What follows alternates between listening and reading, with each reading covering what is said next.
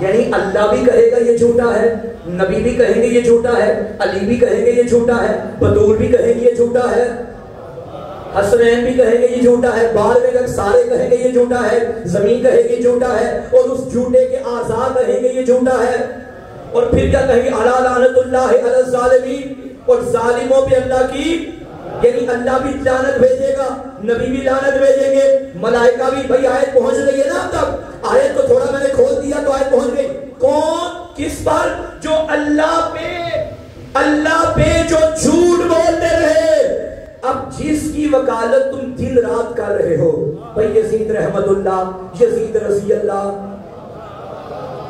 یہ تو شام کے منبر پہ بیٹھ کے یہی تو کہتا تھا، لا ابن بنو ہاشم بالملک لا خبر جاء ولا وحی نزل، یہ کہتا تھا معاذ اللہ آل محمد نے ڈھونگ رچایا ہوا ہے، نہ وحی آئی ہے، جھوٹ ہو گیا نا، نہ رسول آیا، نہ کوئی کتاب آئی، اللہ کتابیں بھیج رہا ہے اور یزید کتابوں کی نفی کر رہا ہے، اللہ رسول بھیج رہا ہے، یزید رسالت کی نفی کر رہا ہے۔ اس ایک جملے میں اس نے اللہ پہ کتنا بڑا جھوٹ بولا۔ تو ہم تو کہتے ہیں اللہ کرے کل کی آتی ہوئی قیامت آج ہی آ جائے، جب تمہارے باپ یزید کو پیش کیا جائے گا، اللہ بھی کہے گا یہ جھوٹا ہے، نبی بھی کہیں گے یہ جھوٹا ہے، اہل بیت بھی کہیں گے یہ جھوٹا ہے، ملائکہ کہیں گے یہ جھوٹا ہے، کربلا کی زمین کہے گی یہ جھوٹا ہے، عاشورہ کا دن کہے گا یہ جھوٹا ہے، کائنات اس پہ لعنت بیچ رہی ہوگی۔ اب اگر کوئی اس کا حرامی بیٹا کے کہے نہیں یہ تو رضی اللہ ہے، ملائکہ کہیں گے وہ تو ہے، تو بھی ادھر آ جا۔ تو یزید پکڑا جائے گا، اور جو اس کی وکالت کرنے والے، جب اللہ یزید کے خلاف گواہی دے گا، جب رسول یزید کے خلاف گواہی دیں گے، تو پھر کوئی آ جائے یزید کی حمایت کرنے، اب اس کا حشر بھی وہی ہوگا جو یزید کا ہوتا ہے۔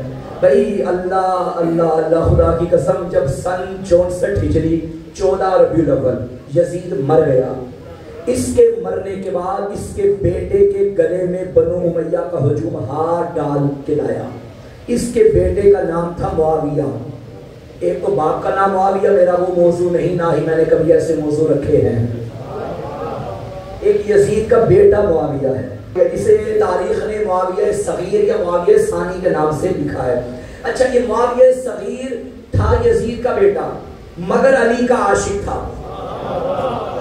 ایک بندے پریشان ہو گئے، یزید کا بیٹا اور علی کا عاشق، شاید نوجوانوں تک یہ بات پہلی بار پہنچی ہو۔ بھائی یہ اس کی قدرت ہے، کبھی وہ زندوں سے مردے پیدا کرتا ہے،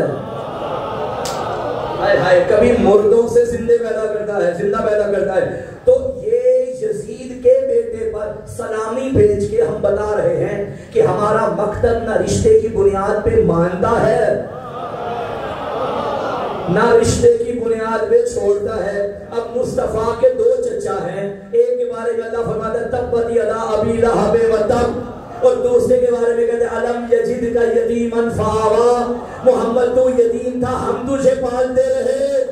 بھائی ایک ہی عمل کو اللہ اپنا عمل کہتا ہے اور دوسرے پہ اللہ لعنت بھیجتا ہے۔ بتاؤں دونوں میں فرق کیا ہے؟ ابو لہب وہ ہے جو اپنے بھتیجے کو محمد کہتا ہے، ابو طالب وہ ہے جو اپنے عقیدے کو محمد کہتا ہے۔ فرق ہے نا دونوں میں۔ تو ہم نے رشتے کی بنیاد پہ نہ مانا نہ چھوڑا، ہم مانتے ہیں کردار کی بنیاد پہ، نظریات کی بنیاد پہ۔ تو یاد رکھیے گا، اب یزید کا بیٹا ہے، علی کا عاشق ہے معاویہ۔ اس کا جملہ پڑھوں آپ کے سامنے۔ جب یزید مر گیا، بنو امیہ کو ہجوم، اس کے گلے میں ہاتھ ڈال کے بابوش خاص ابا قبا زیب تن کروا کے بالکل نیا بنہا کے دلہے کی طرح منبر خلافت کے قریب لایا اور لا کر ہجوم اس سے کہنے لگا، اے معاویہ بن یزید، تیرا باپ چلا گیا دنیا سے، یہ خلافت نسل بعد نسل منتقل ہو رہی ہے، اب چونکہ تیرا باپ چلا گیا اب تو حقدار ہے، بیٹھ جا منبر پہ۔ سلام یزید کے بیٹے معاویہ پر۔ یہ جیسے ہی منبر بدری کے قریب آیا، اس نے پہلے سینے کو ٹھوکر مار کے کہا، خبردار مجھے اس منبر پہ آنے کا مت کہو، جو ممبر علی کی دشمنی میں ملے وہ خلافت کا ممبر نہیں، نجاست کا ڈھیر ہوتا ہے۔ یزید کے بیٹے دو طرح کے ہیں، ایک حلالی ایک حرامی۔ جو حلالی بیٹا تھا اس نے تو کہا یزید پہ لعنت ہے، تم جو